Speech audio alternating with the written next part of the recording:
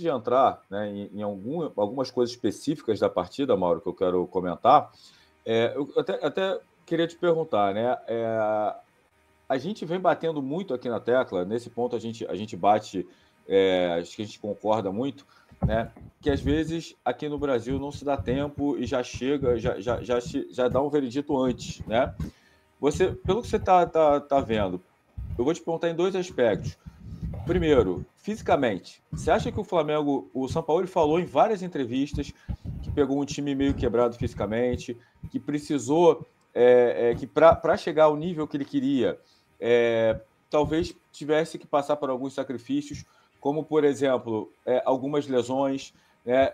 Mas era a única forma que ele entendia que o time ia evoluir fisicamente, né? E realmente tiveram algumas lesões, mas da partida contra o Fluminense e o Vasco, você já viu um Flamengo melhor fisicamente? E eu até te pergunto isso, porque ontem, no primeiro tempo, principalmente no primeiro tempo, o Flamengo parecia que era o time que tinha descansado a semana inteira, que tinha só treinado, e o Vasco parecia que era o time que tinha atuado na quinta-feira, né? E o Flamengo atuou na quinta-feira, e a gente sabe que cansaço não é só de sequência de partida, tempo de partida, tem muito cansaço emocional, e uma decisão de Copa do Brasil contra um rival que é o Fluminense, um Fla-Flu, também pesa. O jogador sai cansado da partida, independente do tempo que jogou, até emocionalmente.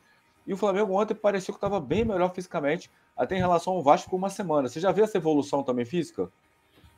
Eu acho que assim, ontem foi um jogo que não dá nem para falar muito disso, porque o segundo tempo o Flamengo dosou energias, né? Já com o jogo controlado. Então, o Flamengo não foi exigido 90 minutos. Ele construiu a vitória do primeiro tempo, no segundo tempo o Vasco deu uma organizadinha, o Flamengo jogou no ritmo mais lento e pôde administrar. Então, não foi um jogo que... Foi um jogo de 45 minutos, né? Mas eu imagino que aos poucos o time vai realmente apresentando algum progresso, está treinando para isso, né? E toda a polêmica da semana passada, mais a cobrança da torcida em cima do time, o que já aconteceu contra o Cruzeiro, eu acho que jogou aí em cima dos jogadores uma responsabilidade, né, que eles têm, né, de apresentar mais também, de se apresentar mais, de fazer mais, né, de mostrar mais, porque eles estavam devendo, né? Os jogadores também estavam devendo bastante. Eu acho que isso também pesa bastante nesse contexto. Acho que o time mais envolvido nos dois jogos contra o Fluminense e agora contra o Vasco da Gama. Os dois jogos o time bem mais concentrado, querendo se provar, né? E eu acho que isso também pesou bastante depois de uma semana em que vieram à tona aí problemas internos, alguns acho que pouco relevantes, né? Como essa coisa, fulaninho não gosta do outro, isso aí pouco importa, desde que as pessoas trabalhem naquela empresa ou naquele clube com empenho, se são amigos ou não, isso não interessa. Mas outras questões, sim, como a questão insatisfação por isso ou por aquilo, a torcida, claramente, ela não ficou do lado do time, entendeu que o time tem que oferecer mais e tem que oferecer mais, eu acho que os jogadores perceberam isso também. E o Sampaoli agora vai ganhando um pouco mais também de paz, né? Ele não está no olho do furacão.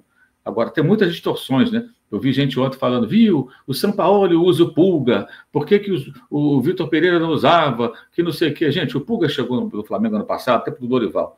Aí ele sofreu uma entorse, ficou fora um bom tempo, aí não pôde jogar. Quando chegou o Vitor Pereira, ele jogou o Mundial de Clubes, ele foi colocado, inclusive, em campo no jogo que o Flamengo perdeu, lá contra o Al-Ahly. Ele entra, até falha. Mas o Vitor Pereira colocou para jogar. Aí contra o Botafogo, que foi semanas depois, umas 2 semanas depois, final de fevereiro, ele sofreu uma fratura e só voltou contra o Maringá quando o técnico já era o Sampaoli. Então o Vitor Pereira mal pôde utilizar esse jogador. O Dorival mal pôde utilizar esse jogador. O Sampaoli é o primeiro que tem a oportunidade de colocá-lo para jogar em sequência. Não sei se eles o colocariam. O Dorival não ia colocar porque estava com o time mais ajustado. Ele não podia jogar a Copa do Brasil, porque ele não foi inscrito a tempo, ele chegou depois. Então era só o brasileiro. Ele entrava naquele time B, né? O time A estava mais ajustado ali, então o Dorival dificilmente ia quebrar aquilo, porque estava marchando para ganhar as Copas e conseguiu vencê-las, a Libertadores e a Copa do Brasil. E o Vitor Pereira, quando começou a tentar utilizá-lo, ele se machucou, né? Jogou até pelo time reserva, que ele jogou 1-0 gol do Matheus Gonçalves contra o Botafogo em Brasília. E, então, agora que ele está realmente em condições físicas, sem contusão, podendo jogar uma sequência de partidas, ontem ele fez um gol, um chute muito bem colocado, vai ganhando confiança.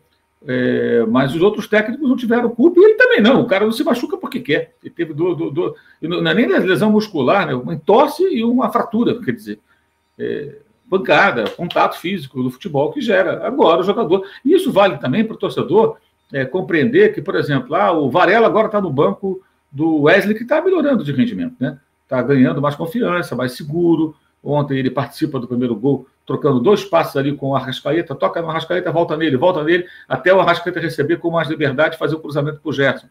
Ele teve essa participação. O Pedro roubou a bola do primeiro gol. Você vê que os caras que vão começar... O Pedro tão mal quanto o Cruzeiro, mas foi mais participativo. Ontem ele trabalhou mais. A gente fala sempre isso, ele tem que participar mais. Participou ontem. Participação importante. Primeiro gol ele que toma a bola. E aí a bola gira, chega no Pulgar, livre, um latifúndio ali para ele, olha, pimba, lá no ângulo esquerdo do Léo Jardim, o Flamengo ali abriu o placar. Então é bom entender que, assim, como o Pulgar hoje, amanhã o Varela pode ser útil também. É um jogador experiente, foi convocado agora pelo Bielsa para a seleção do Uruguai. Sabe que esse cara é uma porcaria? Não, não é uma porcaria. Agora é um lateral de outra característica, que o Flamengo pode utilizar em outros cenários. Quando precisar de uma linha de 4 mais defensiva, com o Luiz Araújo, ele pode ser mais bem aproveitado. O Flamengo vai ter um jogador para usar o corredor direito. E talvez o lateral mais contido, que não vai tanto no fundo, mas que vai compor bem a linha defensiva, vai ser útil em alguns momentos. Então, o torcedor tem que entender que, às vezes, a adaptação de um atleta depende de tempo, problemas físicos que têm que ser superados, tem a questão também do ambiente, alguns são mais introvertidos, são poucos jogadores que chegam no clube, ainda mais vindo de outro país, e se adaptam instantaneamente. E o caso do Pulgar, eu acho que ele é bem claro. Você vê que é um jogador que tem bons recursos, né? Um jogador que sabe bater bem na bola, boa virada de jogo, cumpre bem ali o seu papel, melhora a qualidade do passe ali, a saída de bola. E agora a torcida está toda apaixonada pelo Pulgar, porque ele é um jogador interessante de fato, mas levou um tempinho para poder se adaptar. Eu acho que isso é natural. E até a questão física também. Com o ritmo de jogo, melhorando também seu desempenho físico, ele consegue ser mais útil ao Flamengo.